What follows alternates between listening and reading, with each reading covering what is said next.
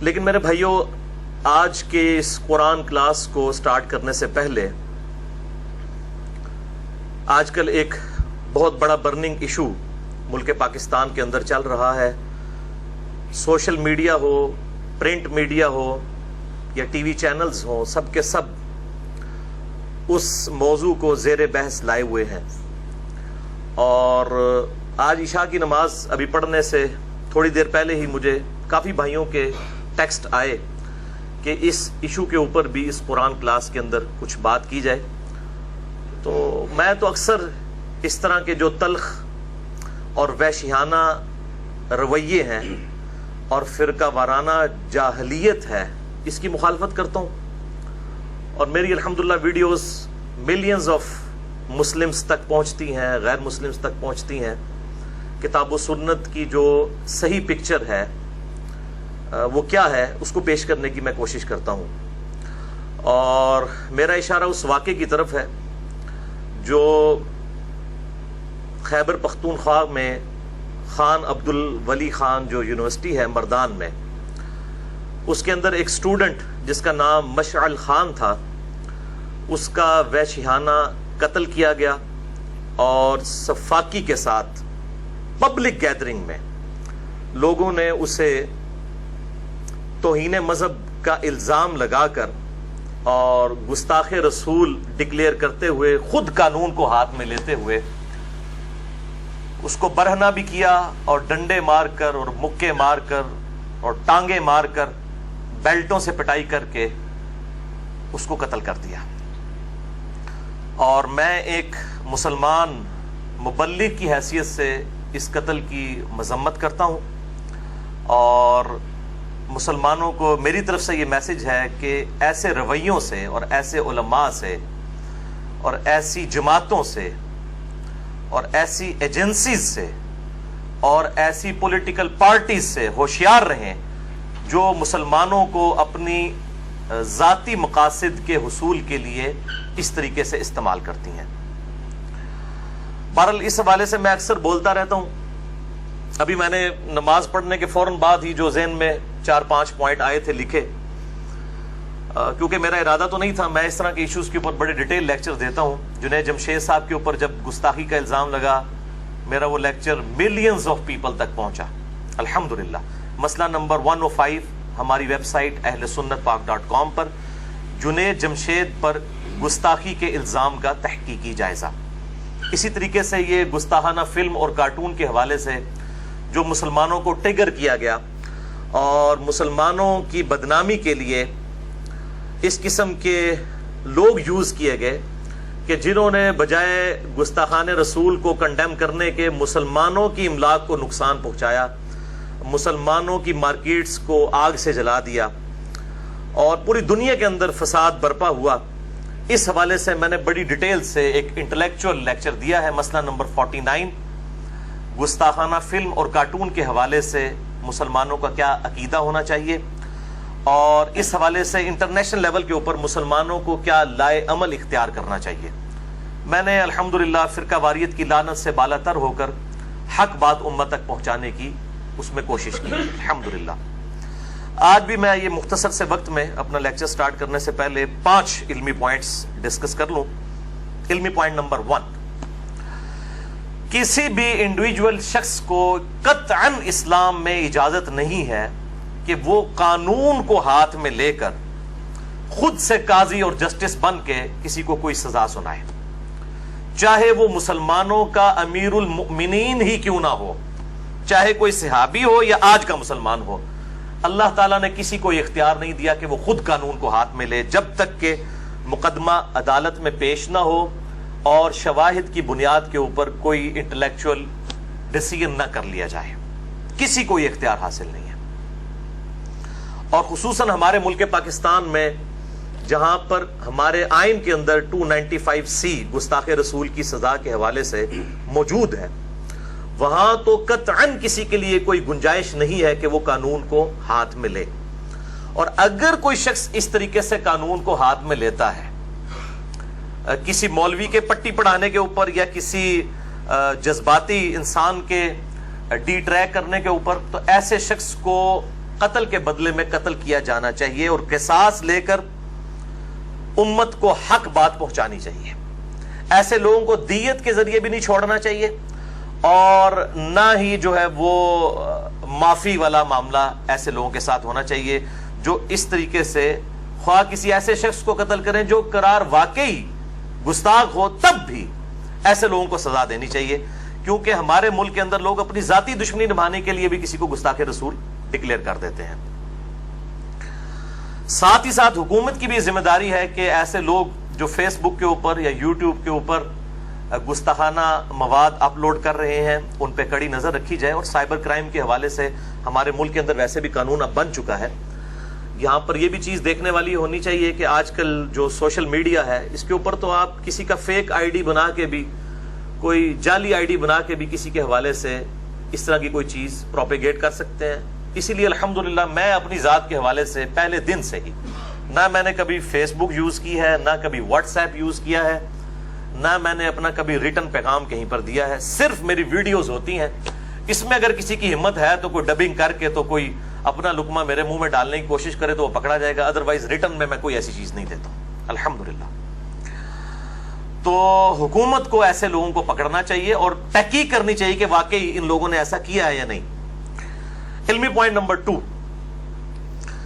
بھائیو, جہاں تک میرا ایکسپرٹ اوپینین ہے, چونکہ میں تمام مکاتب فکر کے ساتھ رہا ہوں, بریلوی, دیوبندی, اہل حدیث, اہل تشیع, سب کے ساتھ. میں قادیانیوں کے علاوہ تمام مکاتب فکر کے مسلمانوں کو الحمدللہ مسلمان ہی سمجھتا ہوں.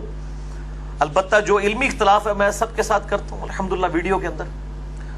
باقی علماء کی تو یہ حالت ہے کہ وہ اختلاف کرتے ہوئے اپنے علاوہ سب کو اسلام سے نکال دیتے ہیں, اور میں سب سے اختلاف کرنے کے باوجود سوائے قادیانیوں کے کسی کو اسلام سے نہیں نکالتا الحمدللہ. تو کوئی بھی مسلمان ہو, سنی ہو, شیعہ ہو, یا ان کے جتنے آف شوٹس ہیں, بریلوی, دیوبندی, اہل حدیث, اہل سنت کے آف شوٹس, یا اہل تشیع کے اندر اثنا عشری ہوں, زیدیہ ہوں یا اور ہوں, کوئی بھی شخص جان بوجھ کر کبھی بھی گستاخ رسول نہیں ہو سکتا. یہ میرا عقیدہ ہے. کوئی شخص بھی دوزخ میں جانے کے لیے تیار نہیں ہے. تو اس حوالے سے اگر کوئی مسلمان گستاخی کرتا ہے تو اس کی تحقیق ضرور ہونی چاہیے تاکہ پتہ چلے. ایون غیر مسلم بھی کرتا ہے تو وہ بھی دیکھنا چاہیے کہ واقعی اس نے کیا یا نہیں. آپ کو پتہ ہے کہ چند سال پہلے اسلام آباد میں ایک کرسچن لڑکی کے اوپر جھوٹا الزام لگایا ایک مولوی نے, اور وہ بیچاری وہ یہ کوڑے کرکٹ کے ڈھیروں سے صفات چن کے بیچنے والی تھی. تو وہ تو مؤذن نے اس کا چٹا پٹا کھول دیا کہ اس نے وہ اپنی ذاتی دشمنی نبھانے کی خاطر قرآن پاک کے یا کسی جو قاعدے کے کچھ صفحے پھاڑ کے تو وہ گندگی کے ڈھیر پہ پھینکے. اس بیچاری نے اٹھا لیے تو اس حوالے سے اس پہ الزام لگا دیا. بعد میں خیر چٹا پٹا کھل گیا. یہاں تو علماء جو ہے نا وہ اس طرح کی ایکٹیویٹیز کرتے ہیں اپنی ذاتی مقاصد کی خاطر. تو چاہے غیر مسلم ہو یا مسلمان ہو, اس میں احتیاط کی ضرورت ہے. تو کسی بھی کلمہ گو کے بارے میں ایسی بدگمانی نہ کریں. اور ایون غیر مسلم بھی اس مسلمان ملک کے اندر کس طرح کو جرت کر سکتا ہے جو کمیونٹی میں رہنے والے لوگ ہیں کہ اس طرح کی گستاخی کریں. اللہ ہے کہ جذباتی طور پہ کسی سے کوئی ایسے الفاظ نکل جائیں تو اس کی اصلاح کی کوشش کرنی چاہیے, بجائے کہ اس پہ فتوے لگا کے اس کو قتل کرنے کی کوشش کریں. اس کی توبہ اور اصلاح کی فکر کرنی چاہیے, اس کی آخرت کی فکر کریں, اس کے ساتھ ہمدردی کریں. چاہے جائے کہ آپ اس کو جو ہے وہ نعوذ باللہ من ذالک قتل کر کے اور توبہ کا موقع بھی اس سے چھین لیں. یہ حرکت تو نہ کریں. نبی صلی اللہ علیہ وآلہ وسلم کی یہ تعلیمات قطعاً نہیں ہے, قطعاً نہیں ہے. علمی پوائنٹ نمبر 3 میرے بھائیو, اگر حکومت اپنی ذمہ داری نہ بھی پوری کرے کسی گستاخ کو پکڑنے کے حوالے سے, اگر وہ واقعی گستاخ ہو, یہ امپلائیڈ ہے اس کے اندر. میں تو یہ جتنے سوشل میڈیا پہ اور پرنٹ میڈیا پہ چیزیں چل رہی ہیں, میں تو ان کو الحمدللہ علی وجہ بصیرت کہتا ہوں کہ یہ آلموسٹ تمام ہی فراڈ کے اوپر مبنی ہوتی ہیں چیزیں, اپنے ذاتی مقاصد کے لیے ہوتی ہیں. تو اگر واقعی کسی نے ایسا معاملہ کیا ہے اور حکومت اسے نہیں پکڑ رہی, تب بھی کسی کو اختیار نہیں ہے کہ وہ قانون اپنے ہاتھ میں لے کے اور وہ مجاہد ملت بن کے اور وہ جنت کا ٹکٹ حاصل کرنے کی کوشش کرے. یہ نہ ہو کہ سیدھا دوزخ میں جا کے نکلیں کسی شخص کو ناحق قتل کرنے کے جرم میں. اور اگر آپ نے صحیح بھی قتل کر دیا تب بھی اس چیز کی کوئی گارنٹی نہیں ہے کہ آپ کو اس پہ ثواب ملے گا. ہاں, اس چیز کا خدشہ ضرور ہے کہ آپ کو عذاب ملے گا, کیونکہ آپ کا یہ اختیار ہی نہیں تھا. میرے باپ کا قاتل بھی میرے سامنے آ جائے اور مجھے عدالتیں انصاف نہ دیں تب بھی میں قانون ہاتھ میں نہیں لے سکتا، ادروائز تو انارکی پھیل جائے گی۔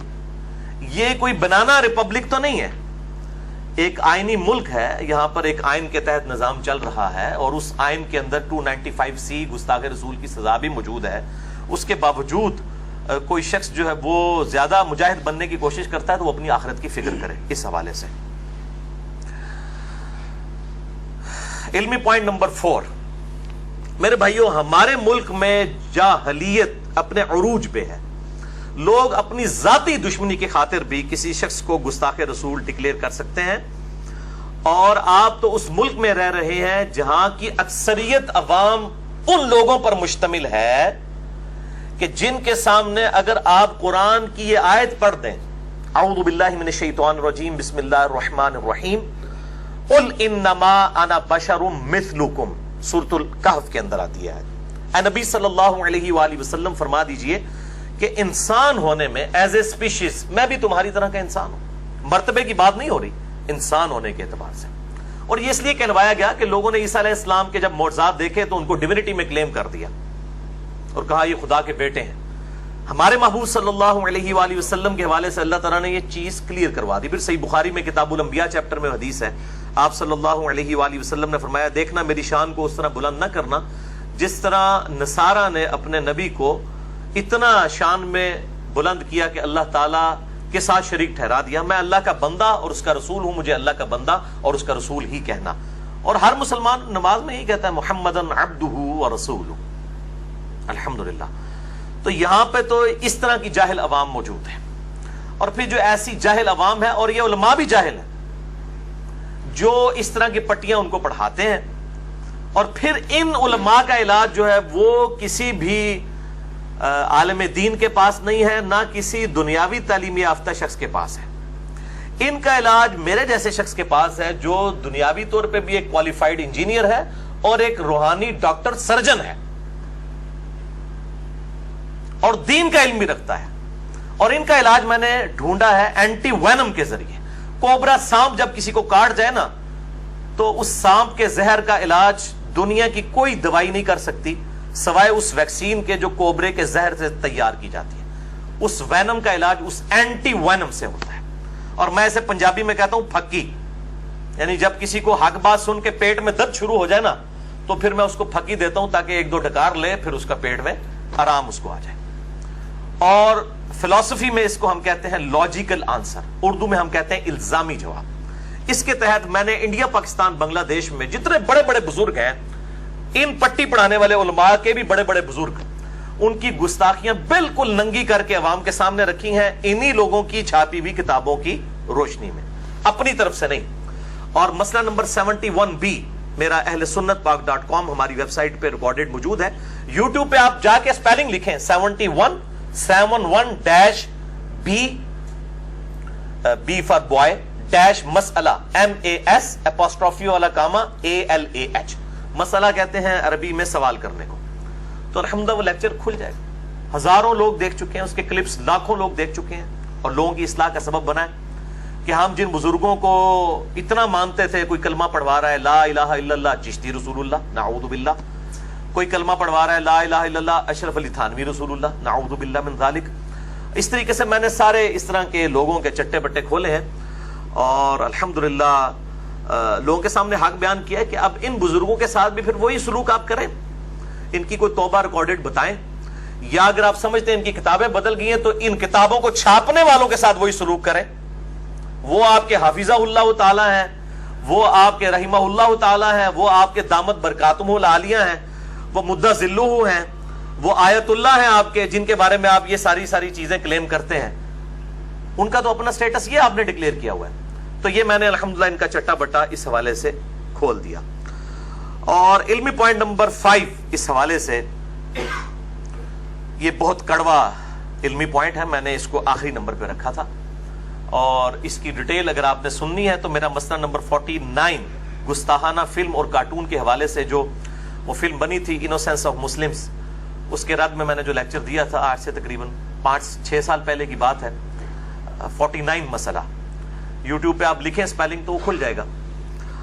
اور 45 مسئلہ تھا گستاخ رسول کی سزا کے حوالے سے. اس میں بھی میں نے ڈسکس کیا کہ بڑے افسوس سے کہنا پڑتا ہے کہ مسلمانوں نے بغیر علمی دلائل کے اس چیز کو اسٹیبلش کر لیا ہے کہ اگر کوئی شخص انجانے میں یا جان بوجھ کر دونوں صورتوں میں نبی صلی اللہ علیہ وآلہ وسلم کی شان میں گستاخی کر بیٹھتا ہے, چاہے اس نے انجانے میں کی ہو, سنی کیا شیعہ کیا, سنیوں کے سارے آف شوٹس حنفی شافعی مالکی حنبلی بریلوی دیوبندی اہل حدیث اسی طریقے سے اہل تشیع بھی, انہوں نے یونینمسلی ایگریڈ کر لیا ہے کہ جناب گستاخ رسول کی تو توبہ ہی قبول نہیں ہے.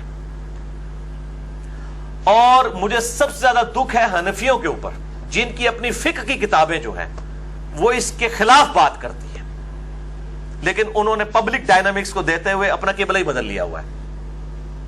میں نے اس ویڈیو کی وساطت سے پہلے بھی چیلنج کیا تھا, اب بھی چیلنج کرتا ہوں کہ مجھے کوئی قرآن پاک کی آیت یا کوئی صحیح سند کے ساتھ ایک حدیث اہل سنت کی کسی مین سٹریم کتاب کے اندر دکھا دیں جس میں یہ بات لکھی ہو کہ گستاخ رسول کی توبہ قبول نہیں ہے. میں اس سے بڑی بات بتاتا ہوں, مجھے بتائیے کہ اللہ کا گستاخ بڑا گستاخ ہے یا رسول اللہ صلی اللہ علیہ وآلہ وسلم کا گستاخ بڑا گستاخ ہے؟ اللہ کا. اور شرک کیا ہے؟ اللہ کی گستاخی.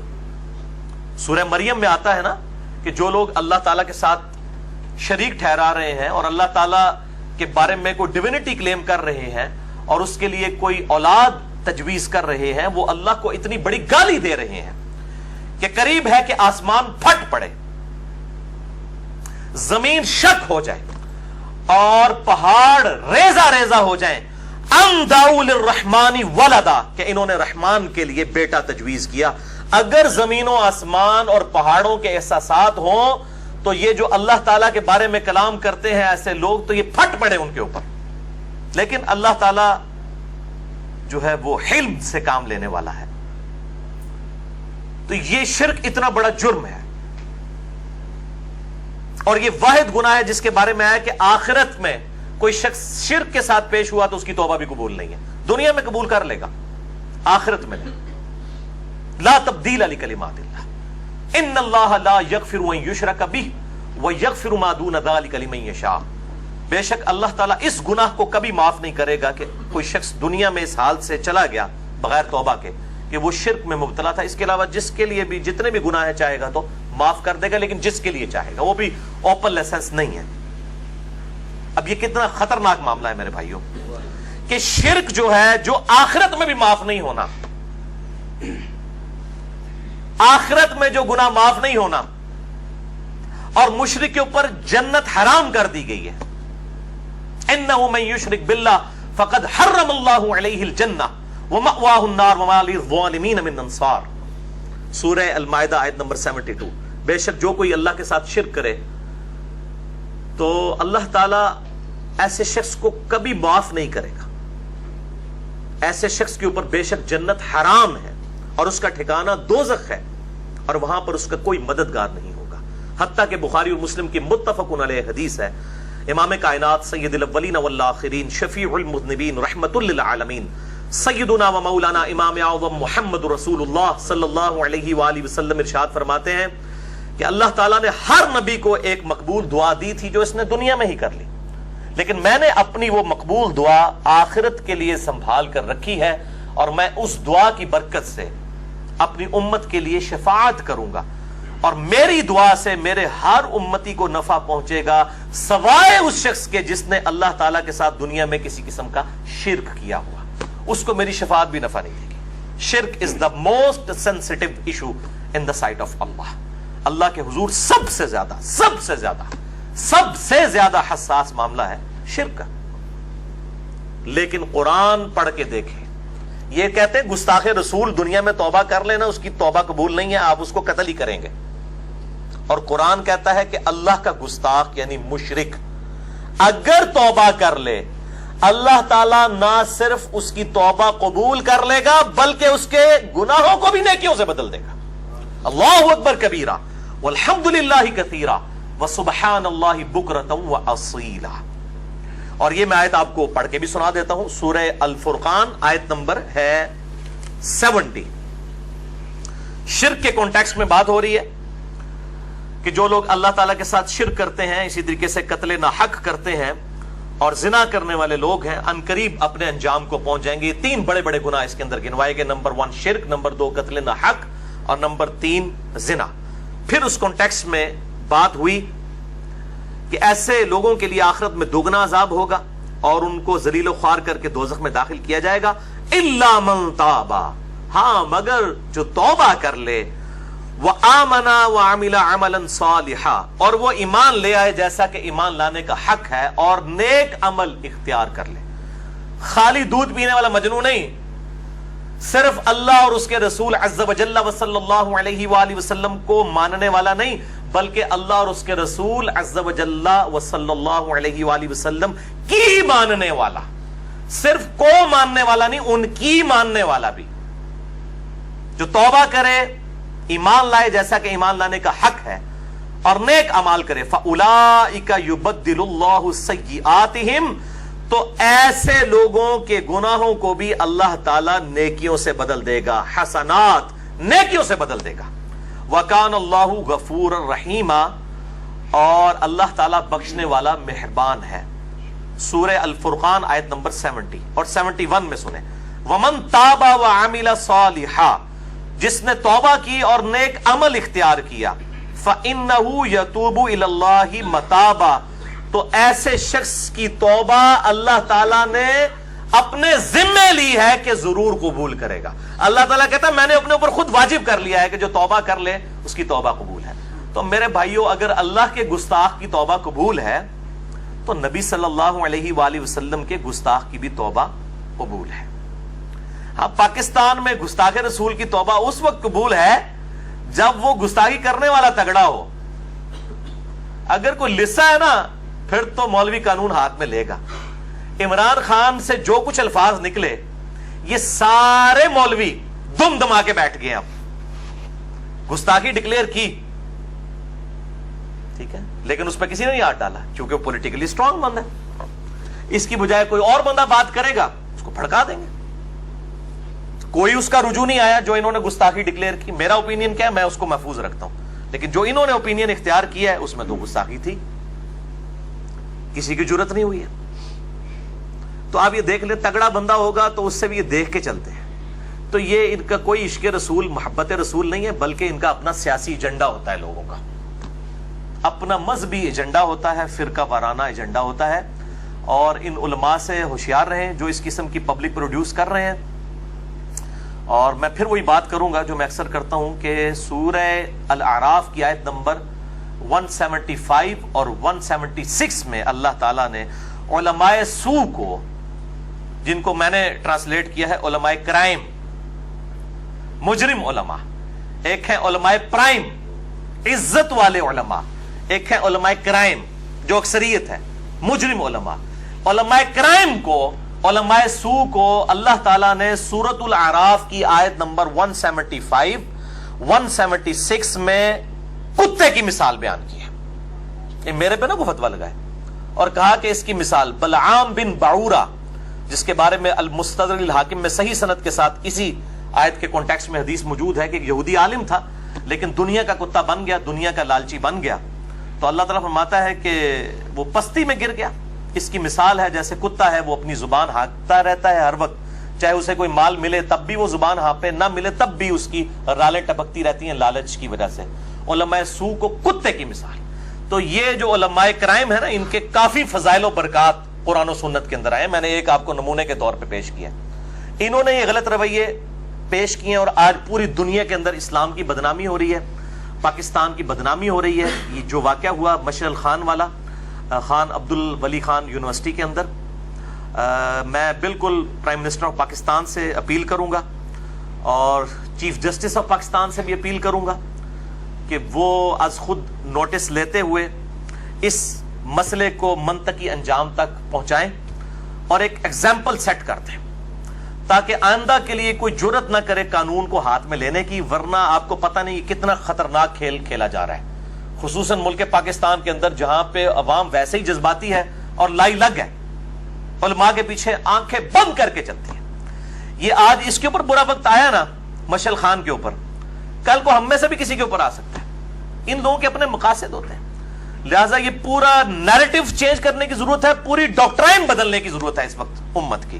اس حوالے سے جو یہ جذباتی ڈاکٹرائن انہوں نے ڈیولپ کر دی ہے اور صدیوں سے کی ہے. میں آج کے لوگوں کو صرف مجرم نہیں سمجھتا، میں صدیوں سے ان لوگوں کو مجرم سمجھتا ہوں کہ جن لوگوں نے غلط رویے پروپیگیٹ کیے ہیں.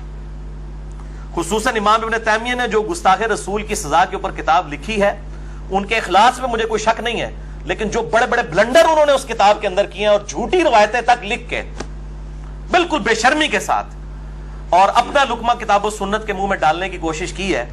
اور اس سے اندازہ لگا لیں کہ وہ کتاب سب نے متفقہ پکڑی ہوئی ہے. ایک طرف بریلوی اور دیوبندی ان کو خارجی سمجھتے ہیں امام ابن تیمیہ کو، لیکن جب گستاخ رسول کا مسئلہ ہوتا ہے تو انہوں نے بغل میں یہ وہی کتاب دبائی ہوتی ہے. اور اہل حدیث تو ماشاءاللہ ان کو بزرگ سمجھتے ہی ہیں.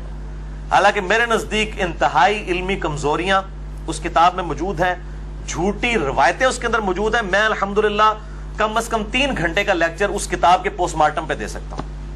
جس قسم کا انہوں نے رویہ اختیار کیا اور نیک نیتی کے ساتھ کیا، میں نہیں ان کو بد نہیں سمجھتا. اس امت میں جس عالم نے بھی اس امت کا بیڑا غرق کیا ہے الحمدللہ پوری نیک نیتی کے ساتھ بیڑا ڈوبا ہے انہوں نے. مجھے بالکل یقین ہے کہ نیت پہ کوئی شک نہیں ہے، بیڑا غرق کیا ہے انہوں نے لیکن نیک نیتی کے ساتھ کیا. ٹھیک ہے، اور ہمارا تو کام ہے کہ ہم ایسے لوگوں کو ننگا کریں. مطلب امت کو تو اس وقت مطلب ایک فکر کی ضرورت ہے کہ امت کو، اور فکر کا قحط الرجال ہو چکا ہے اس وقت امت کے اندر. یعنی امت کو کوئی فکر ہی نہیں مل رہی ہے، لائی لا کے جدھر کوئی لگا ہوا ہے. الحمدللہ یہ تو سوشل میڈیا کی برکت ہے کہ آج ہماری آواز پوری دنیا کے اندر پہنچی الحمدللہ اردو زبان کے ذریعے.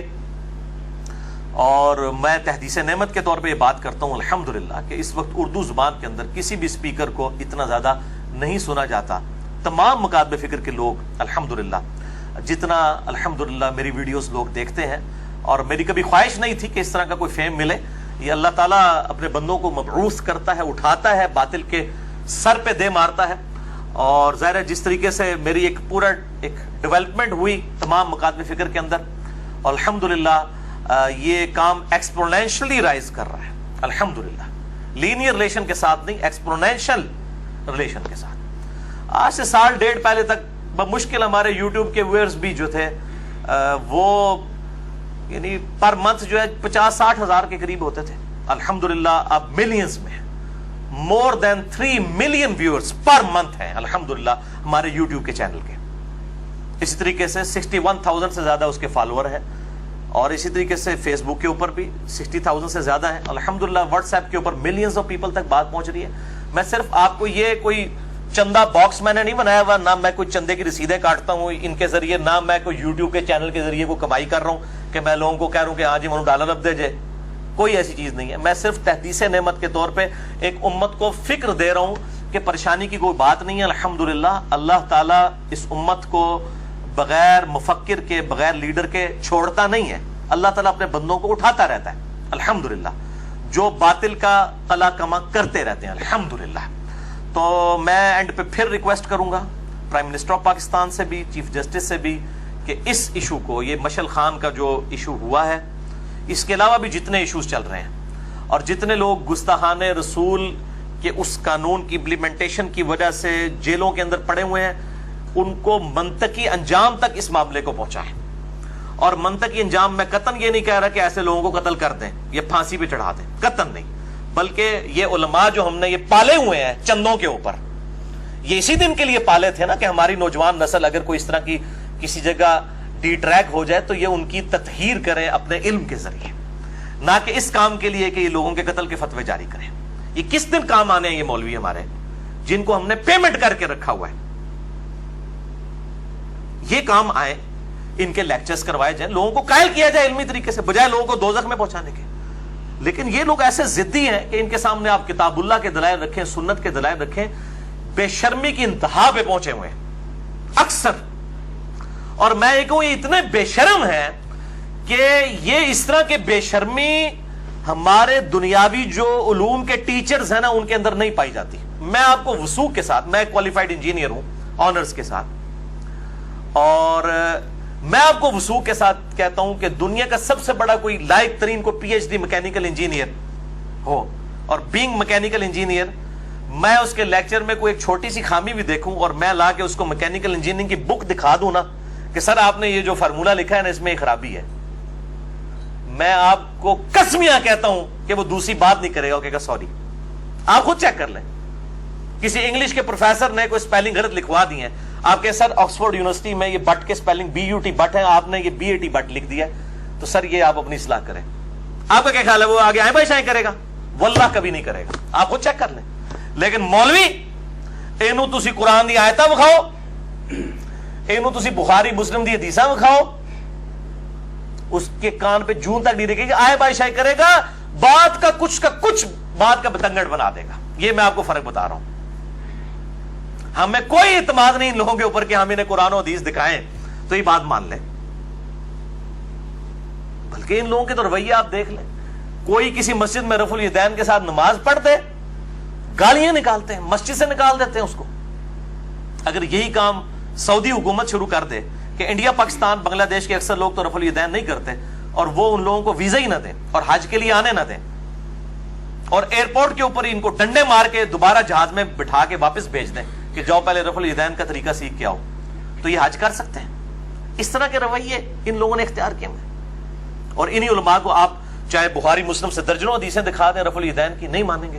ہاں آپ انہی میں سے کسی امام مسجد خطیب کو جا کے اس کے کان میں یہ بات کہہ دیں کہ یہ بھائی سعودیہ سے ویزا آیا اور تقریباً 10,000 ریال تنخواہ ہے, ٹھیک ہے, اور رہائش بھی ملے گی, کھانا پینا بھی فری ہوگا, لیکن تانوں پتا ہے وہ سعودی والے رفع الیدین کرتے ہیں لیکن تسی تے حنفی ہو, بریلوی دیوبندی رفع الیدین نہیں کرتے, تو وہاں آپ کو رفع الیدین کرنا پڑے گا. ہاں جی کیوں نہیں جی, یہ بھی ثابت ہے. جیڑی گل بخاری مسلم دی درجنا حدیث نہیں ثابت کر سکتی نا, اور نوٹ دے ذریعے ثابت ہو سکتی ہے. یہ ان لوگوں کا کریکٹر میں آپ کو بتا رہا ہوں, کتنے خطرناک رویے ہیں. اور ہم نے اپنی ڈرائیونگ سیٹ کے اوپر کن لوگوں کو بٹھایا ہوا ہے. ایک 72 سیٹر روڈ لائنر ہو اور اس میں آپ اس کا ڈرائیور اناڑی بٹھا دیں, پیچھے 72 کے 72 داڑیوں والے ہوں, پگڑیوں والے, اور دعا مانگتے رہے, تسبیحاں پھیرتے رہے, انہیں ٹھوک دینی گڈی پھر بھی جا کے, تو دعا نہیں کسی کام آنی ہے. وہ ناڑی ڈرائیور نے بٹھایا. ہم نے بھی اپنی دین کی لیڈرشپ ان ناڑیوں کے حوالے کی ہوئی ہے. آپ کی دعائیں کرنے سے, آپ کے خالی کوڑنے سے کچھ نہیں ہونا. ان کو للکاریں, اور للکارے سے مراد ہے علمی طور پہ, میں نہیں کہتا ڈنڈا لے کے نہ مگر پہ جاؤ. علمی طریقے سے عوام کو ایجوکیٹ کریں, اور علمی ذریعہ ہی ہے لوگوں کو ایجوکیٹ کرنے کا. اور میں وہ غامدی صاحب کی بات ریپیٹ کروں گا, مجھے کئی معاملات میں ان سے اختلاف بھی ہے, لیکن کچھ باتیں مجھے ان کی اچھی لگتی ہیں. ان سے میں نے مستعار لیا ہے جملہ کہ علم کے میدان میں جذبات کی کوئی حیثیت نہیں ہوتی. آپ علمی ذریعے سے لوگوں کی غلطیاں واضح کریں, جذبات اس میں نہیں ہونے چاہیے. اور اس میں اس کا سائملٹینیس کنٹراسٹ بھی یاد رکھیں کہ کسی بڑے سے بڑے بزرگ کی بھی کوئی غلطی نکلا ہے تو پھر آپ جذبات میں نہیں دیکھیں گے یار ان کو کیسے غلطی لگ سکتی ہے. نہیں, علم کا میدان ہے, غلطی کسی کو بھی لگ سکتی ہے. امام مالک کا جو قول ہے کہ وہ نبی صلی اللہ علیہ وسلم کی مبارک قبر کی طرف اشارہ کر کے کہتے تھے, اس صاحب قبر صلی اللہ علیہ وآلہ وسلم کے علاوہ روئے زمین پہ کوئی شخص ایسا نہیں ہے جس کی ہر بات ہی مقبول ہو سوائے اس شخص کے, اس ہستی کے, اس صاحب قبر صلی اللہ علیہ وآلہ وسلم کے. ان کے علاوہ جتنے بھی لوگ ہیں ان کی کچھ نہ کچھ باتیں مردود ضرور ہوں گی, اگر کچھ مقبول ہوں گی, لیکن ان کی تمام باتیں ہی مقبول ہیں. الحمدللہ, یہ بہت بڑی بات ہے. تو امام مالک کے اس قول کو حرز جاں بنائیں. اور میں تو پھر المیہ اس ملک کا سمجھتا ہوں, اور میں اکثر کہتا ہوں کہ غامدی صاحب کہتے ہیں نا علم کے میدان میں جذبات کی کوئی حیثیت نہیں ہے, لیکن ہمارے ملک کا پریکٹیکل اس وقت ایٹیچیوڈ یہ ہے کہ یہاں جذبات کے میدان میں علم کی رتی برابر بھی کوئی حیثیت نہیں ہے. یہ حالت ہو چکی ہے, اور اسی لیے انہوں نے پھر ٹوٹ کے پڑھایا, علمو بس کری ہو یار, علمی گل نہ ساڈے نال کوئی کرو, علمو بس کری ہو یار. تو جذبات کے میدان میں علم کی کوئی حیثیت نہیں. اپنے زبان حال سے کہہ رہے ہوتے ہیں کہ قرآن و سنت اپنے پاس رکھو, ہمیں کوئی بات بتانے کی ضرورت نہیں ہے. سانو صرف جذباتی گلا کر کے ورگلاؤ کہ قانون ہم ہاتھ میں لیں اور مسلمانوں کو قتل کرنا شروع کر دیں, نعوذ باللہ من ذالک. اور یہ ان غلط رویوں سے اللہ تعالیٰ اس امت کو بچائے. اور میں یقین کریں یہ تڑپ کے یہ ساری باتیں کر رہا ہوں, اور میں ڈر رہا ہوں اس دن سے کہ یہ امت جس طریقے سے ڈی ٹریک ہو رہی ہے ان علماء کے ہاتھوں اور ایسے لیڈرز کے ہاتھوں جو غلط رویے پروپیگیٹ کر رہے ہیں، یہ گلی گلی قتل عام مسلمانوں کا کروائیں گے. اور پہلے ہی مسلمانوں کی بدنامی ہوئی ہے، اب بجائے یہ کوئی کردار ادا کرنے کے یہ اس طرح کے معاملات کر رہے ہیں اور فخریہ کر رہے ہیں. اور یہ سوشل میڈیا جو ہے اس پہ تو آپ کسی کو بھی کسی بھی ذریعے سے بدنام کر سکتے ہیں. کسی کی کوئی فیک تصویر بنا کے کسی فیک آئی ڈی کے ساتھ کسی کے ساتھ کچھ بھی کر سکتے ہیں. اور اگر کسی نے واقعتاً بھی یہ بات کی ہے تب بھی یہ حکومت وقت کی ذمہ داری ہے کہ وہ اس معاملے میں کوئی ڈیسیژن لے. کسی کو یہ اختیار حاصل نہیں ہے. خصوصاً میں یونیورسٹیز کے اسٹوڈنٹس کو مخاطب کروں گا، اور یونیورسٹیز کے اسٹوڈنٹ کا اگر یہ ایٹیچیوڈ ہے تو اب یہ کس منہ سے جو ہے وہ مدرسوں کے اسٹوڈنٹس کو کچھ کہیں گے کہ جب ایک پڑھا لکھا طبقہ جو ہے اس طرح کا ایٹیچیوڈ اختیار کرے گا کہ وہ قانون کو ہاتھ میں لیتے ہوئے ایک شخص کو، مشعل خان کو انہوں نے قتل کر دیا اور کپڑے تک اتار دیے. یعنی یہ ایٹیچیوڈ مطلب ایک مسلمان ملک کے اندر مسلمانوں کے ذریعے ہو رہا ہے، یہ کوئی طریقہ نہیں ہے. جب 295C موجود ہے اس پہ بھی میری ریزرویشنز ہیں، مسئلہ نمبر 49 پہ ریکارڈڈ موجود ہے. لیکن میں کہتا ہوں for the sake of argument, جب یہ موجود ہے تو پھر قانون کو ہی حرکت میں آنا چاہیے اور کوئی شخص قانون اپنے ہاتھ میں نہ لے، نہ محب الوطن بننے کی کوشش کرے، نہ محب رسول بن کے نعوذ باللہ سو کالڈ قانون کو ہاتھ میں لے کے کسی مسلمان کو قتل کرنے کی کوشش کرے. کیونکہ یہاں پہ لوگ محب الوطنی کے نام کے اوپر بھی لوگوں کو قتل کروا دیتے ہیں اور مذہب کے نام کے اوپر بھی، اپنے سیاسی اور مذہبی عزائم کو پورا کرنے کے لیے. اللہ تعالیٰ ان علماء کے اور ان لیڈروں کے، چاہے وہ علماء کے طبقے سے ہیں یا ایجنسیوں کے طبقے سے ہیں یا پولیٹیکل پارٹیز کے طبقے سے ہیں، کسی سے بھی ہیں، جو اس طرح کے شریر لوگ ان کے اندر گھسے ہوئے ہیں، ان کے شر سے اس امت کو محفوظ فرمائے. اب یہ میرا فی البدی پیغام تھا. میں نے تو کہا تھا 10-15 منٹ میں بات کروں گا، تو یہ اب آپ دیکھ لیں تقریباً 40 منٹ ہونے والے ہیں. تو انشاءاللہ تعالی ہم کوشش کریں گے جتنی آیات آج کور ہو سکیں وہ کریں، پھر انشاءاللہ اگلی دفعہ کور کریں گے. اللہ تعالیٰ جو ہے وہ جو حق بات میں نے کہی اللہ تعالیٰ ہمارے دلوں میں راسخ فرمائے، اور اگر جذبات میں میرے منہ سے کوئی غلط بات نکل گئی تو اللہ تعالیٰ ہمارے دلوں سے معاف کر دے. ہمیں کتاب و سنت کی تعلیمات پر عمل کر کے دوسرے بھائیوں تک پہنچانے کی توفیق عطا فرمائے. آمین ثم آمین. یعنی حق بات نہ قبول کرنے کی وجہ سے ایک نیگیٹو سائیکالوجی انسان کے اندر ڈیولپ ہو جاتی ہے کہ انسان جو ہے وہ پھر جتنی حق بات سنتا ہے اتنا ہی چڑنا شروع کر دیتا ہے. اور یہ قرآن حکیم میں مضمون کئی جگہ آیا ہے. ایون اللہ تعالیٰ نے اپنے بارے میں یہ بات کی کہ ہم نے جو جو ان کو سمجھایا تو ہی ان کی سرکشی میں اضافہ ہوا. یہ سورہ بنی اسرائیل کی آیت ہے اور اسی کے کانٹیکسٹ میں میرا وہ کلپ بھی بڑا مشہور ہے، الحمدللہ لاکھوں لوگوں تک پہنچا، سنی اور ٹنی میں فرق. وہ اسی آیت کے کانٹیکسٹ میں نے ریکارڈنگ کروائی تھی. 15-20 منٹ میری وہ فی البدی گفتگو تھی. بعض اوقات پوری تیاری کے ساتھ کوئی گفتگو کی جاتی ہے وہ اتنے لوگوں تک نہیں مطلب پہنچتی، اس کو قبولیت نہیں ملتی، اور بعض اوقات ایک دل کی تڑپ ہوتی ہے، آپ فی البدی گفتگو کرتے ہیں وہ لاکھوں لوگوں تک پہنچ جاتی ہے. یہ پچھلے ویک آپ دیکھ لیں، یعنی یہاں پہ تو تقریباً وہ 70-80 کے قریب لوگوں نے وہ گفتگو سنی اور ساری میری وہ فی البدی گفتگو تھی. یہ مشعل خان کے بارے میں، مشعل تو ویسے لفظ غلط بول رہے ہیں، مشعل لفظ نہیں ہے چونکہ اب یہ غلط العام ہو چکا ہے. انگلش میں تو لکھنے میں آتا ہے لیکن لفظ ہے مشعل، قندیل یعنی شمع. اس کے کانٹیکسٹ میں میری گفتگو الحمدللہ. یہاں پہ تو 70-80 لوگ تھے. ابھی اس کو اپلوڈ ہوئے 1 ہفتہ پورا نہیں ہوا، 6 دن ہوئے، تو 1,80,000 سے زیادہ لوگ اس کو دیکھ چکے ہیں یوٹیوب کے اوپر، صرف یوٹیوب کے اوپر. کدھر 80 اور کدھر 180,000 لوگ، 1,80,000 لوگ. اور وہ ساری فی البدی گفتگو تھی الحمدللہ. اور اس کے بعد اللہ تعالیٰ کی طرف سے کرامت ہوئی. میں نے تو اس میں پرائم منسٹر آف پاکستان سے اور چیف جسٹس سے ریکویسٹ کی تھی کہ اس کا از خود نوٹس لیا جائے، اور صبح کے وقت خبر بھی آ گئی.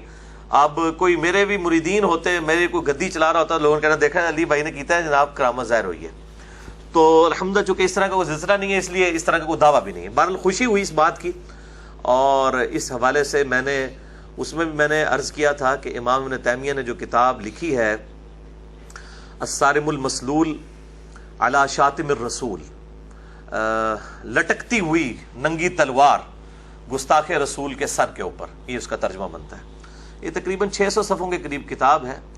اردو میں بھی غالباً اس کا انڈیا میں ترجمہ ہو چکا ہوا ہے.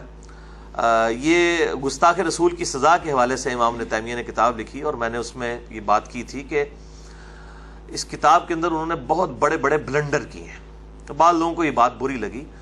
یہ بلنڈر کہتے ہیں فاش غلطی کو. ویسے اگر اس کے لیے لفظ جھوٹ بھی بول دیا جائے نا تو وہ بھی بالکل اپروپریٹ ہے. جس طریقے سے مطلب اس میں احادیث کو توڑ موڑ کے رزلٹ نکالے گئے ہیں اور پھر جھوٹی احادیث سے رزلٹ نکالے گئے ہیں, اور اتنے مذہب کا خیز رزلٹ ہیں وہ کہ انسان کو شرم آتی ہے کہ اتنا بڑا عالم دین بھی اس طرح کی معاملہ کر سکتا ہے. اور اگر کسی کو شوق ہو تو یہ شاتم رسول کی سزا کے اوپر اسی کتاب کے جواب میں انڈیا کے ایک اسکالر ہیں, امین احسن اصلاحی صاحب کے شاگرد ہیں, وحید الدین خان صاحب, 93 ایئرز ان کی ایج ہے. مولانا مودودی کے اوائل کے ساتھیوں میں سے ہیں, بعد میں الگ ہو گئے تھے کوئی اختلاف کی وجہ سے. بہرحال عالمی سطح پر ایک بہت بڑے رائٹر, جاوید احمد غامدی صاحب کے بھی استاد ہیں, بلکہ ان کے ساتھ ان کی کچھ ویڈیوز بھی ریکارڈڈ موجود ہیں. انہوں نے شاتم رسول کی سزا کے حوالے سے اسی کتاب کے رد کے اوپر, اور جب سلمان رشدی کا ایشو اٹھا تھا 1989 میں, تو اس کانٹیکسٹ میں انہوں نے ایک کتاب لکھی تھی. وہ اردو میں لکھی ہوئی ہے, وہ نیٹ کے اوپر اویلیبل ہے. وہ کتاب میرا خیال ہے, مجھے یقین تو نہیں ہے کہ پاکستان میں اس کتاب کی پرنٹنگ کے اوپر پابندی ہے. ظاہر پابندی وہی لگاتے ہیں لوگ جو مطلب ڈومیننٹ ہوتے ہیں, ایک دوسرے کی کتابوں پہ پابندی لگا دیتے ہیں. بل وہ PDF اس کا اویلیبل ہے, آسانی کے ساتھ آپ کو مل جائے گا. آپ لکھیں گے تو شاتم رسول کی سزا علامہ وحید الدین خان صاحب کی. وہ کتاب میں نے تقریباً 2 دنوں کے اندر مکمل کر لی. 192 صفحوں پہ وہ کتاب ہے, اور باریک رائٹنگ میں, اگر ذرا موٹی ہوتی ہے تو سمجھ لیں 400 صفحوں کی وہ کتاب ہے. یقین جانیں کہ جس تڑپ کے ساتھ انہوں نے کتاب اس زمانے میں لکھی ہے, اور جو انہوں نے امت کو ایک نیریٹو دیا ہے اس کتاب کے ذریعے, اگر اس زمانے میں یہ چیزیں لی جاتی تو یہ معاملات آگے نہ بگڑتے. پر بہت زبردست کتاب ہے کہ مسلمانوں کا ایٹیچیوڈ آج کے مسلمانوں کا کیا ہے گستاخ رسول کے معاملے میں, کہ وہ فوراً جو ہے وہ احتجاج اور مار کٹائی پہ اتر آتے ہیں, جبکہ نبی صلی اللہ علیہ وسلم کی حکمت عملی کیا ہوا کرتی تھی اس حوالے سے. بہرحال اس کتاب میں بھی انہوں نے امام ابن تیمیہ کی بڑی غلطیاں, اس قسم کی بہت بڑی بڑی غلطیاں پوائنٹ آؤٹ کی ہیں. اور بعض اوقات تو مطلب اتنی شرم آتی ہے کہ اتنا بڑا عالم دین اس طرح کی گفتگو لکھے کہ وہ احادیث کچھ اور ہوں اور امام ابن تیمیہ جیسی شخصیت اس سے رزلٹ کچھ اور نکال رہے ہوں, اور پھر آدھی حدیثیں لکھ رہے ہوں. یعنی جس طریقے سے مطلب وہ نماز کے قریب مت جاؤ, یا گھوڑوں کی دموں والی حدیث کو آپ آؤٹ آف کنٹیکسٹ کوٹ کر دیں. میں آپ کو مثال کے طور پر, مجھے ضمناً ذہن میں آ گیا, میں انشاءاللہ مجھے لوگوں نے ریکویسٹ کی ہے کہ آپ نے اس میں دعویٰ کیا کہ 3 گھنٹے کا لیکچر دے سکتے ہیں. اب میں اپنے دعوے کو ریوائز کرتا ہوں, میں 5 گھنٹے کا لیکچر الصارم المسلول علی شاتم الرسول جو کتاب ہے, اس کے اندر جو گڑبڑ کی گئی ہے کتاب و سنت کے منہج سے ہٹ کے, میں 5 گھنٹے کا لیکچر دے سکتا ہوں, کیونکہ میں نے اب وہ کتاب بھی ذرا ڈیٹیل سے پڑھ لی ہے تو اور کئی چیزیں مجھ پہ کھل گئی. مثال کے طور پہ اس میں امام ابن تیمیہ جو ہے وہ لکھتے ہیں کہ سیدنا ابو بکر صدیق رضی اللہ تعالیٰ عنہ کے جو باپ تھے ابی قحافہ, جو بعد میں فتح مکہ میں مسلمان ہو گئے, تو ان کے قتل کی اجازت مانگی تھی سیدنا ابو بکر صدیق نے کہ یہ آپ صلی اللہ علیہ وسلم کے گستاخ ہیں, تو آپ مجھے اجازت دیں میں اس کو قتل کر دوں. اسی طریقے سے عبداللہ ابن ابی کا بیٹا بھی صحابی تھا, اس نے بھی آپ صلی اللہ علیہ وسلم سے اجازت مانگی کہ میں اپنے باپ عبداللہ ابن ابی کو رئیس المنافقین, جو نبی صلی اللہ علیہ وسلم کا پورے عرب میں غلبہ ہونے تک زندہ رہا, آپ صلی اللہ علیہ وسلم نے اس کو قتل نہیں کروایا, اس سے بڑا روئے عرض پہ گستاخ رسول نہ کبھی گزرا ہے نہ کبھی گزرے گا. عبداللہ ابن ابی جس کی گستاخی قرآن پاک نے سورہ توبہ میں اس کے بارے میں نقل کی ہے, نبی صلی اللہ علیہ وسلم کو پورے عرب میں غلبہ حاصل ہو گیا, اس کے باوجود اس کے ظاہری کلمے کا احترام کرتے ہوئے اس کو قتل نہیں کروایا عبداللہ ابن ابی کو. آپ اندازہ کریں. تو ان دونوں کے بیٹوں نے, یعنی سیدنا ابو بکر صدیق نے اور سیدنا ابو بکر صدیق رضی اللہ تعالیٰ کے جو والد تھے ابی قحافہ, بعد میں صحابی ہیں, مسلمان ہو گئے, ان کے بیٹے ابو بکر صدیق نے اور عبداللہ ابن ابی کے بیٹے نے جو ہے ان کا نام بھی عبداللہ تھا, انہوں نے اجازت مانگی آپ صلی اللہ علیہ وسلم سے کہ ہم اپنے باپوں کو قتل کر دیں. تو بس اتنی روایت نقل کی ہے ابن تیمیہ نے. اس کے بعد انہوں نے لکھا کہ اس سے ثابت ہوتا ہے کہ گستاخ رسول کو قتل کر دینا چاہیے. استغفر اللہ واتوب الیہ. یعنی اتنی بڑی, یعنی اس پہ وحید الدین خان صاحب اتنے پازیٹیو ہیں کہ غامدی صاحب سے بھی 100 گنا ٹھنڈی شخصیت ہے وہ. لیکن اس جملے پہ, اس روایت کو آدھا لکھنے پہ وحید الدین خان صاحب نے پتہ کیا لکھا کہ یہ امام ابن تیمیہ کی دلیل نہیں دھاندلی ہے. بڑا زبردست لفظ استعمال کیا, یہ دلیل نہیں ہے دھاندلی ہے, کیونکہ انہی روایتوں کے آگے لکھا ہوا ہے, سیرت ابن شام سے یہ روایتیں نقل کی ہیں کہ آپ صلی اللہ علیہ وسلم نے نہ ابو بکر کو اجازت دی قتل کرنے کی, نہ عبداللہ ابن ابی کے بیٹے کو اجازت دی قتل کرنے کی. اے گل کو نہیں لکھی. تو پھر وحید الدین خان صاحب جیسے ٹھنڈے بندے کا یہ لکھنا یہ دلیل نہیں دھاندلی ہے. تو یہ میرے خیال بہت اپروپریٹ ورڈ ہے, اس سے بھی بڑا لفظ استعمال کیا جا سکتا ہے. اچھا, یہ میں نے آپ کو ایک نمونہ پیش کیا ہے, الصارم المسلول علی شاتم الرسول. اسی طریقے سے ایک اور مضحکہ خیز چیز اس کے اندر اسی حوالے سے آپ صلی اللہ علیہ وسلم کے گستاخ پہ جو ان کا جو ایک ڈاکٹرائن انہوں نے کھڑی کی ہے کہ اس طریقے سے ایٹیچیوڈ اختیار کرنا چاہیے, کئی ایک چیزیں اس کے اندر ہیں, اور انشاءاللہ تعالی مجھے کبھی ٹائم ملا تو میں اس کے اوپر ڈیٹیل سے گفتگو بھی کروں گا کہ بڑے بڑے علماء کس طریقے سے چیزوں کو بگاڑ کے پیش کرتے ہیں. جیسا کہ بخاری مسلم کی ایک حدیث ہے, یہ امام ابن تیمیہ کی ایک دوسری مثال. اللہ تعالیٰ نے ہر چیز جوڑوں کی شکل میں پیدا کی ہے, میں بھی جوڑا بتا رہا ہوں, ایک بتا دیا ایک دوسرا. بخاری مسلم میں حدیث ہے حسان ابن ثابت رضی اللہ تعالیٰ عنہ, یہ یقین کرے اتنی شرمناک مثال ہے کہ یہ بیان کرتے ہوئے شاید چھوٹے بچے بھی ہنس پڑے. حسان ابن ثابت رضی اللہ تعالیٰ عنہ کو آپ صلی اللہ علیہ وآلہ وسلم نے فرمایا, اے حسان, جو میرے خلاف باتیں کرتے ہیں لوگ, اور وہ آپ کو کیا کہتے تھے, جادوگر, دیوانہ, ساحر, جو غلط لفظ استعمال کر سکتے تھے گستاخانہ وہ کرتے تھے. آپ صلی اللہ علیہ وسلم نے حضرت حسان کو یہ نہیں کہا کہ جا کے ان کو قتل کر دو یا کوئی خود کا شملہ آور بھیج دیا ہو, ٹھیک ہے. اچھا, یہ کعب بن اشرف اور جو باقی ایک دو اکا دکا واقعات یہ پیش کر کے پری لیتے ہیں, وہ تو کانٹیکسٹ ہی بالکل ڈیفرنٹ ہے, وہ اس کا اس کے ساتھ کوئی تعلق ہی نہیں بنتا, وہ تو عہد شکنی کی سزا ہے, وہ بالکل ڈیفرنٹ چیز ہے. ورنہ تو اس وقت پوری دنیا میں مطلب کیا یہ جو عیسائی ہیں حضرت عیسیٰ کو اللہ کا بیٹا کہہ کے اللہ کو گالی نہیں دے رہے, کیا دنیا کے 2.25 ارب عیسائی نبی صلی اللہ علیہ وسلم کو جھوٹا پیغمبر نہیں کہتے ہیں؟ تو کیا یہ 2.25 ارب عیسائی واجب القتل ہے ابن تیمیہ کے کانٹیکسٹ میں؟ جھوٹا پیغمبر کہتے ہیں نا, ورنہ تو مان لینا. تو آج اگر ابن تیمیہ زندہ ہوتا, میں پاکستان کی عدالت میں کیا انٹرنیشنل عدالت میں اس کے خلاف مقدمہ کرتا, اس نے جو قرآن و سنت کے ساتھ مذاق کیا ہے. یہ کون سی ڈاکٹرائن امت کو دے رہے ہیں, یہ تو بیڑا غرق ہو جائے گا, گلی گلی قتل عام ہوگا. اس طرح کا جو گستاخ رسول, جن لوگوں نے حضرت عیسیٰ کی مورتیاں سجائی ہوئی ہیں اپنے گرجوں کے اندر, ابن تیمیہ کا تو موقف اس کتاب میں ہے کہ تمام نبیوں کے گستاخ واجب القتل ہیں. تو یہ سارے عیسائی واجب القتل ہیں, ہندو بھی واجب القتل ہیں, سارے کے سارے نبی صلی اللہ علیہ وسلم کو جھوٹا نبی مانتے ہیں.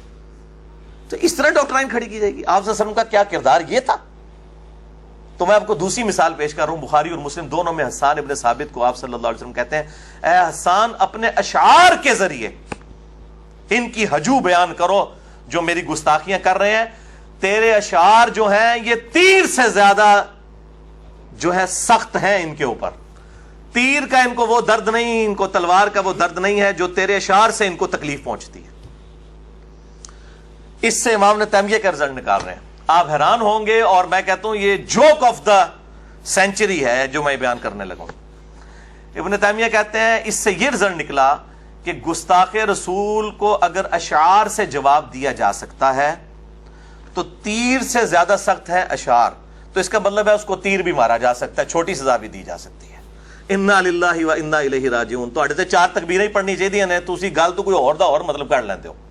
یعنی وہ بات کرنے والے کی بات دیکھیں کہ آپ صلی اللہ علیہ وسلم نے یعنی کہا کہ تلوار اور تیر اٹھا کے جواب دینے کی ضرورت نہیں ہے, علمی جواب دو, اپنے اشعار کے ذریعے تم اپنے نبی کی شان بیان کرو, یہ اصل میں کام ہے. اگر غصہ اتارنا ہے تو اس طریقے سے اتارو. اور ابن تیمیہ نے بالکل اپوزٹ رزلٹ نکالا, یعنی یہ آپ صلی اللہ علیہ وسلم کے دماغ میں بھی نہیں تھا, نہ حسان ابن ثابت کے کہیں ذہن کے اندر یہ کوئی بات موجود تھی جو ابن تیمیہ نے اپنی طرف سے نکال دی. اس نے کہا کہ جی چونکہ آپ نے فرما دیا ہے کہ تیر سے زیادہ سخت ہے اشعار, تو جب اشعار کہے جا رہے ہیں کافروں کے خلاف تو ان کو تیر بھی مارے جا سکتے ہیں. اے رزلٹ کٹیا جے, اے نہ دی فقہ جے. میں اکثر کہنا نا فقہ کی کمی ہے, واقعی بہت کمی ہے. یعنی یہ ظاہری الفاظ کو لے کے کچھ سے کچھ رزلٹ بنا دینا. تو یہ تو اسی طریقے سے جیسے سورہ القصص میں آیا اور سورہ الرحمن میں آیا کہ ہر چیز فنا ہو جائے گی سوائے اللہ کے چہرے کے. تو اس کا مطلب یہ ہے کہ بس اللہ کا چہرہ جیسا کہ اس کی شان کے لائق ہے وہ رہے گا, باقی اللہ تعالیٰ کی جو شان کے لائق اس کی آنکھیں ہیں یا اس کے کان ہیں جیسا کہ اس کی شان کے لائق ہے, بغیر تمثیل کے. نہ ہم مجسمہ ہیں اور نہ ہی ہم جو ہیں وہ معتزلہ ہیں اور نہ ہی ہم اس طرح کے غلط عقائد رکھتے ہیں کہ وہ بالکل، نہ ہی جہمیہ والے عقائد رکھتے ہیں. تو پھر چہرے سے رزلٹ یہ نکالے، لیکن وہاں جا کے تھے نہیں چہرے کی بات نہیں ہو رہی، اس سے مراد اللہ کی ذات ہے، تعویل کرتے ہیں. اسی طریقے سے اس کی تعویل یہ ہے کہ علمی دلائل کے ساتھ جواب دیا جائے. سلمان رشدی کی کتاب آئی، کسی نے کوئی علمی جواب نہیں دیا، اتنی تھرڈ کلاس کتاب تھی کہ اس کتاب کو اگر مشہور نہ کیا جاتا بندیاں لگا کے، اور امام خمینی اس وقت 1 کروڑ اس کے سر کی قیمت نہ لگاتے تو اس کتاب کو مشہوری نہیں ملنی تھی. اور پھر وہ امریکہ کے اندر، یورپ کے اندر بیسٹ سیلر تھی وہ کتاب، صرف اس وجہ سے کہ مسلمانوں نے جو ہے وہ کہا جی قتل کر دو سلمان رشدی کو، یہ کر دو وہ کر دو. سلمان رشدی آج تک زندہ ہے. اچھا آپ حیران کن بات دیکھیں، یہ جتنے ان کے بارے میں 1989 اور آج کیا ہے 22 اپریل 2017، کتنے سال ہو گئے؟ 99 2009 اور یہ 18 سال ہو گئے ہیں. 28 سال، 28 سال ہو گئے ہیں، 30 سے 2 کم، 28 سال ہو گئے ہیں. کوئی مجاہد اس تک تو نہیں پہنچ سکا، کوئی اٹیمپٹ بھی نہیں ہوئی ابھی تک. البتہ یہاں پہ کئی مسلمان احتجاج کرتے ہوئے، توڑ پھوڑ کرتے ہوئے شہید ہو چکے ہیں، انڈیا میں بھی پاکستان کے اندر بھی. اس زمانے میں بھی کوئی مہم نہیں روانہ ہوئی. اصل میں مولویوں کو تو ایک ایشو چاہیے ہوتا ہے، گرما گرم کرو، لوگوں کو بھڑکاؤ. نہ کوئی مولوی جائے گا نہ اس کا بیٹا جائے گا اس کو رشدی کو قتل کرنے کے لیے. ہاں ادھر لوگوں کے بچے مرواتے رہیں گے. کوئی ایک اٹیمپٹ بھی نہیں کی کسی نے، کوئی اٹیمپٹ رپورٹ نہیں ہوئی ہے ان 28 سالوں کے اندر. اس کا کیا مطلب ہے؟ ان کے تو مقاصد ہی کچھ اور ہیں. یہ لوگوں کے عوام کو صرف بھڑکا رہے ہیں. اس کی بجائے جو اس نے بکواسات کی تھی ان کے جواب دیے جاتے ہیں. انتہائی تھرڈ کلاس کتاب ہے، اور انشاءاللہ تعالیٰ مجھے کبھی موقع ملا میں اس کتاب کا پوسٹ مارٹم، کئی چیزیں تو میں نے آلریڈی مختلف لیکچرز میں بیان کی ہوئی ہیں، لیکن میں بتا رہا ہوں کہ کتنے غلط رویے ہیں، امت کو کس طرف لگا دیا جاتا ہے.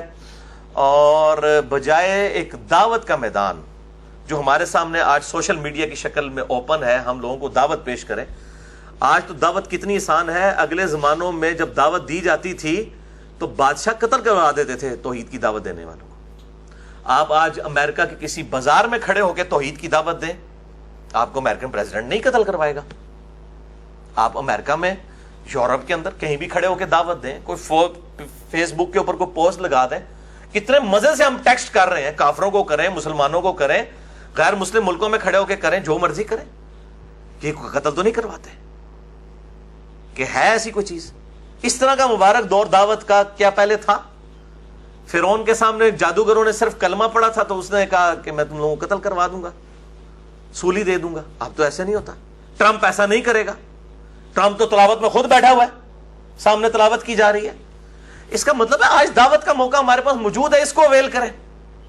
اور اگر آپ اسلام کی یہ پکچر پیش کریں گے جو امام ابن تیمیہ نے صارم المسلول علی شاتم الرسول میں پیش کی ہے، تو معذرت کے ساتھ یہ پکچر اگر آپ اسلام کی پیش کریں گے تو اس کا تو مطلب سیدھا سیدھا یہ ہے کہ وہ پھر ان کے نزدیک جو حضرت عیسیٰ علیہ السلام کو اللہ کا بیٹا نہیں مانتا وہ گستاخ ہے، وہ پھر مسلمانوں کو قتل کریں گے. یہ علمی دلائل کے ساتھ چیزوں کو واضح کرنا ہے. عبداللہ ابن ابی واضح مثال ہے آپ صلی اللہ علیہ وآلہ وسلم کے رحمت للعالمین ہونے کی، اور دعوت کے اعتبار سے آپ صلی اللہ علیہ وسلم کی حکمت عملی کیا تھی.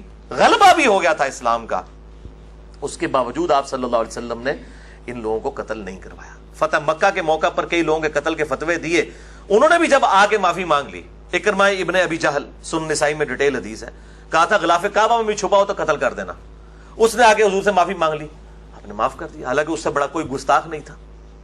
اور پھر وہ جنگ یرموک میں جو ہے وہ شہید بھی ہوئے رومن امپائر کے خلاف لڑتے ہوئے. اللہ تعالیٰ نے ان کو شہادت کا باپ دیکھ لیں، وقت کا فرعون ہے ابو جہل اور بیٹا ہے اکرمہ ابن ابی جہل رضی اللہ تعالیٰ عنہ علیہ السلام. ان کے توبہ کے واقعے پہ میرا مسئلہ نمبر 116 بھی ہے.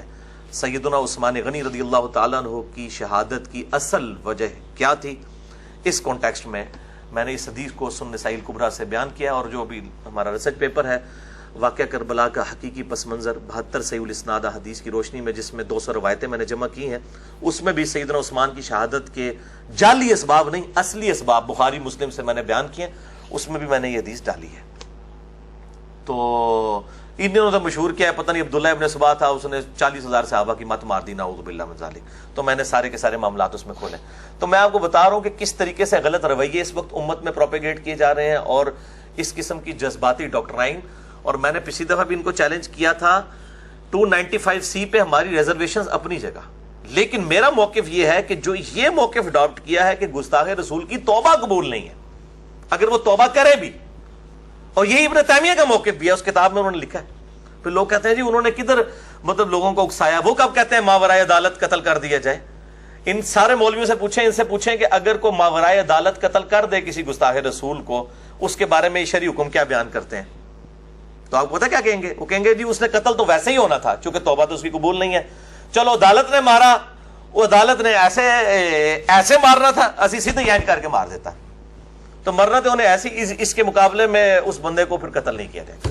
یہ انہوں نے ڈاکٹران بنائی ہوئی ہے، اور کہتے ہیں توبہ قبول نہیں ہے. وہ کہتے ہیں اللہ تعالیٰ کو گالیاں کوئی دے اس کی توبہ قبول ہے، ٹھیک ہے جی، باقی سب کو جو کچھ کرتا رہے. چونکہ شاید یہ سمجھتے ہیں کہ ان کے نزدیک جو ہے وہ جذباتیت، اور یہ سب سے بڑا مسئلہ مسلمانوں کا ہے کہ ہم جذبات کے ساتھ چلتے ہیں، ہم علم کے ساتھ تو نہیں چلتے. غامدی صاحب پھر ٹھیک کہتے ہیں، مجھے کئی باتیں ان کی غلط بھی لگتی ہیں، لیکن جو بات ٹھیک لگتی ہے میں ڈنکے کی چوٹ پہ کہتا ہوں. غامدی صاحب نے ایک جملہ بولا ہے کہ علم کے میدان میں جذبات کی کوئی حیثیت نہیں ہوتی. جب آپ علمی ڈسکشن کریں گے پھر آپ یہ نہیں دیکھیں گے یار تیری داڑھی کالی ہے، تو ایڈے بڑے بزرگ بارے اس طرح گل کر رہے ہیں. نہیں، یہاں تو میرے بھائی نشتر ہاتھ میں ہوگا اور آپ آپریشن کریں گے اور کہیں گے جی یہ جو اس میں یہ جو اس وقت یہ ایشو تھا یہ نکال کے پرے پھینکنا ہے. پھر چاہے سفید داڑھی والا ہوگا یا کالی داڑھی والا ہوگا، اس پہ نشتر چڑھے گا، اگر اس کی گردے کے اندر پتھری ہے تو وہ نکالی جائے گی، بائی پاس بھی ہوگا اس کا، تو ظاہر نشتر تو چلانا پڑے گا، سیدھی سی بات ہے. اور غامدی صاحب کے اس جملے پہ میں نے جو ہے نا ایک اس کو بالکل وائس ورسا کیا ہے، وہ اس سے بھی زیادہ اٹریکٹیو جملہ ہے کہ جذبات کے میدان میں علم کی رتی برابر حیثیت نہیں ہے ان لوگوں کے سامنے. چونکہ یہ جذباتی لوگ ہیں، یہ کہتے ہیں علم بس کریو یار، علم بھی بات کوئی نہ کرنا ہے، یہ جذبات. ہاں جی میری ماں کو گالی دے دے تو میں برداشت کروں گا، نبی صلی اللہ علیہ وسلم کو گالی دے دے تو میں برداشت کروں. یار اللہ کے بندو، نبی صلی اللہ علیہ وسلم کو تو منہ پہ گالیاں دی ہیں. آپ صلی اللہ علیہ وسلم کا سٹیٹس امت کے ایک رہنما کا ہے، ان سے آپ نے ان کو رول ماڈل سمجھنا ہے. کیا آپ فیس بک پہ، یوٹیوب پہ، سوشل میڈیا ان ساری چیزوں کے آگے باندھ سکتے ہیں؟ کیا ان چیزوں کو روک سکتے ہیں؟ یہ تو کریں گے اور ٹریگر کرتے رہیں گے. اس کی بجائے میرا موقف یہ ہے کہ آپ نبی صلی اللہ علیہ وآلہ وسلم کا جو بہترین اخلاق اور آپ کا کردار ہے یہ لوگوں کے سامنے پیش کریں. واللہ آپ دیکھیں کہ کس طرح لوگ آپ صلی اللہ علیہ وآلہ وسلم کی طرف اٹریکٹ ہوتے ہیں. ورنہ تو میں نے بتایا کہ میں پھکی دے رہا ہوں ان کو، اینٹی وینم دے رہا ہوں، لاجیکل آنسر، الزامی جواب کے طور پہ یہ بات کر رہا ہوں کہ جو ڈاکٹرائن انہوں نے گستاخ کے حوالے سے کھڑی کی ہے امام ابن تیمیہ کی کتاب الصارم المسلول کے تحت، اس میں تو انہوں نے لکھا ہے کہ تمام نبیوں کے گستاخ واجب القتل ہیں. تو حضرت عیسیٰ علیہ السلام کی مورتیاں بنانے والے، حضرت عیسیٰ علیہ السلام کے بارے میں جو فلمیں بنائی ہوئی ہیں جس میں حضرت عیسیٰ کو دکھایا ہوا ہے، تو یہ سارے عیسائی ہالی ووڈ والے یہ سب کے سب واجب القتل ہیں ابن تیمیہ کی ڈاکٹرائن میں. تو یار قتل کیوں نہیں کرتے ان کو جا کے؟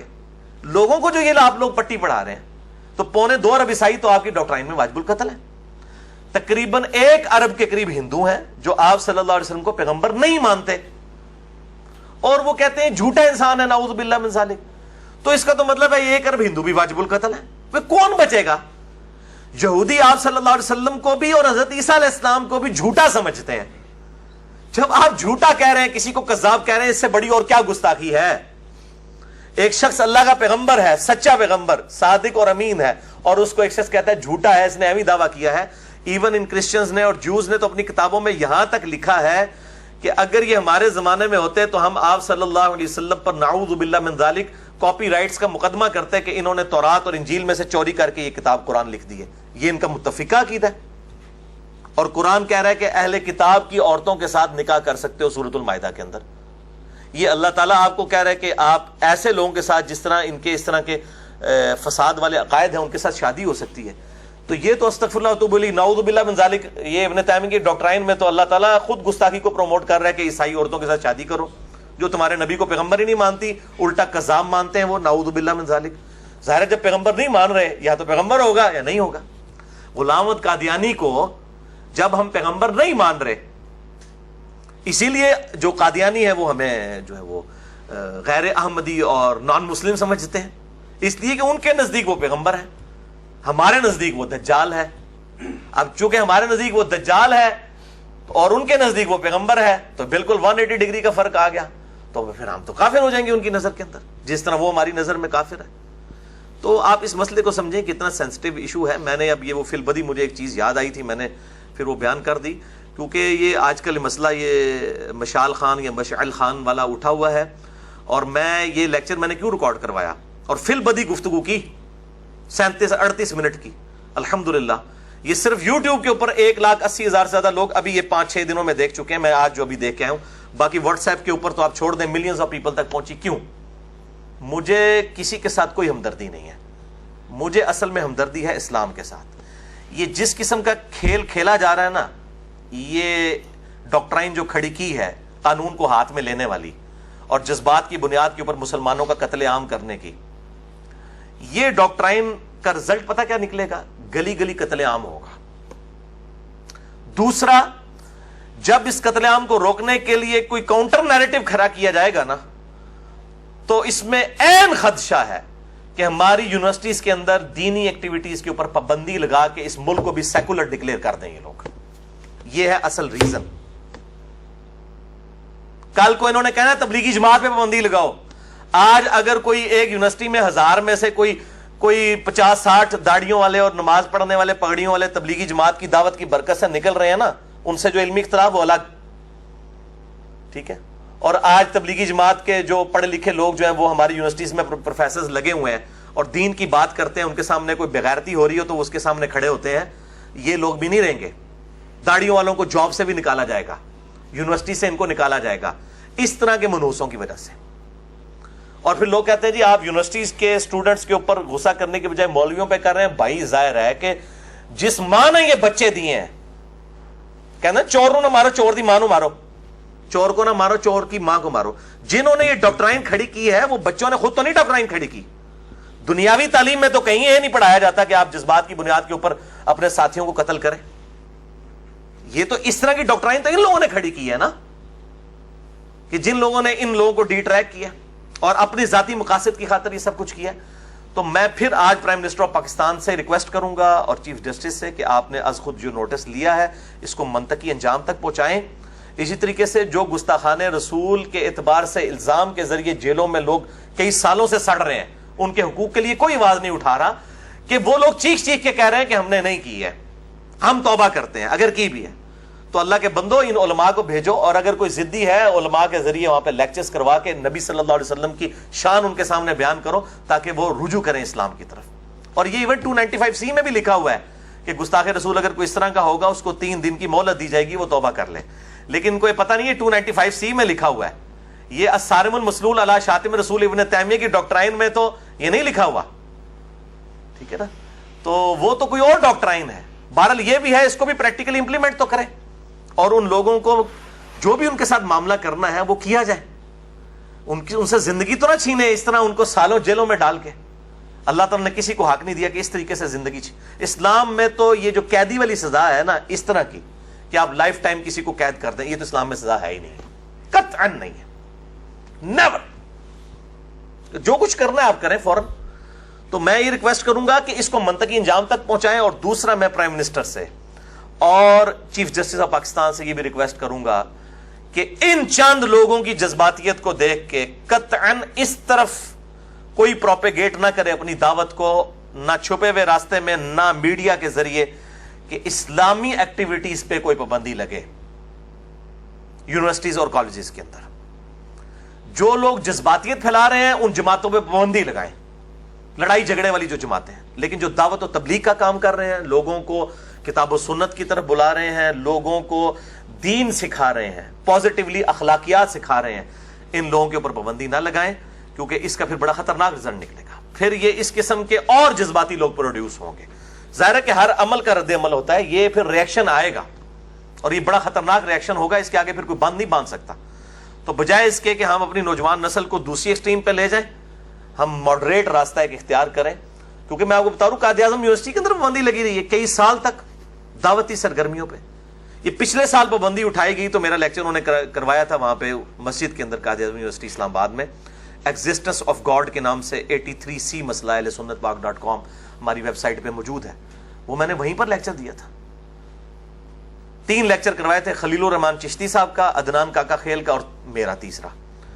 تو میں نے اس ٹاپک کے اوپر وہاں پہ گفتگو کی تھی اور انہوں نے مجھے بتایا کہ کئی سالوں سے وہ ہود بھائی، وہ جو منوس بیٹھا ہوا تھا وہاں پہ فزکس ڈپارٹمنٹ کا انچارج دہریہ، مطلب اس کے اثر و رسوخ کی وجہ سے مذہبی سرگرمیوں کے اوپر پابندی تھی، یعنی آپ پازیٹو مذہبی بات بھی نہیں کر سکتے. آپ ناچ گانا کروا سکتے ہیں، نعوذ باللہ، میوزک شو نعوذ باللہ کروا سکتے ہیں، لیکن آپ کو دینی ایکٹیویٹی مسجد کے اندر بھی نہیں کر سکتے. کسی عالم دین سے آپ اخلاقیات پہ درس بھی نہیں کروا سکتے، توحید کے اوپر درس نہیں کروا سکتے. یہ پھر رزلٹ نکلنا ہے، اور یہ جو کچھ ابھی ہوا ہے اس کا یہ ریونج بھی سامنے آ سکتا ہے.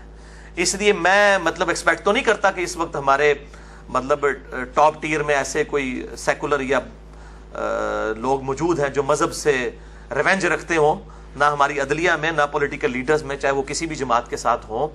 میں نہیں سمجھتا. سب کے سب اسلام کے ساتھ شغف رکھتے ہیں، چاہے عمران خان صاحب ہوں یا نواز شریف صاحب ہوں یا زرداری صاحب ہوں. میں ان کو کم از کم اپنی ساری کمزوریوں کے باوجود اسلام کا مخالف یا پاکستان کے لیے کوئی غداری والا معاملہ میں کسی کے لیے نہیں سمجھتا. اور پچھلی دفعہ میں نے وہ عمران خان صاحب کی بات کی، بعض لوگوں نے کہا جی وہ تو بلاول نے بھی کیا ہے، وہ جی ہندو، آپ نے اس کا نام نہیں لیا. اور بلاول تو اس قابل نہیں ہے کہ اس کا نام لیا جائے، جو کچھ اس نے حرکت کی ہے، کفر جا کے اس نے کیا ہے وہاں پہ. ٹھیک ہے جی، میں تو وہ بانگ دول کہتا ہوں. عمران خان کو چونکہ میں باقیوں سے قدرے بہتر سمجھتا ہوں، اس لیے میں نے ان کی مثال سامنے رکھی تھی کہ ان سے جو ایکٹیویٹی پرفارم ہوئی، اور خادم رضوی صاحب نے ان کو جو جس طرح کے الفاظ کے ساتھ یاد کیا، اس حوالے سے میں نے بات کی تھی. باقی یہ کہ پاک صاحب تو میں کسی کو بھی نہیں مانتا، جڑا کٹو گے وہی لال نکلے گا، لیکن یہ کہ کمپیریٹیولی ایک بات کر رہے ہوتے ہیں. تو ساتھ ہی ساتھ میں تمام پولیٹیکل لیڈرز ہوں یا اسی طریقے سے مذہبی لیڈرز ہوں، میں تمام کی رسپیکٹ کرتا ہوں.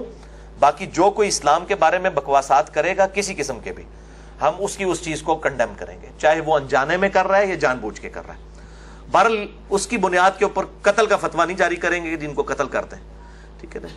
تو بلکہ توبہ کی طرف اور ان کی اصلاح کی طرف ان کو مائل کروایا جائے گا. اور یہی ایک مسلمان کا کام ہے. اللہ تعالی ہمیں پکا سچا داعی بننے کا، اسلام کا مبلغ بننے کی توفیق عطا فرمائے، اور اللہ تعالی ہمیں ایمان و عافیت کے ساتھ مدینہ شریف میں موت، بقیع غرقت میں مدفن، اور جنت الفردوس میں اپنے محبوب صلی اللہ علیہ وآلہ وسلم کا پڑوس عطا فرمائے. آمین.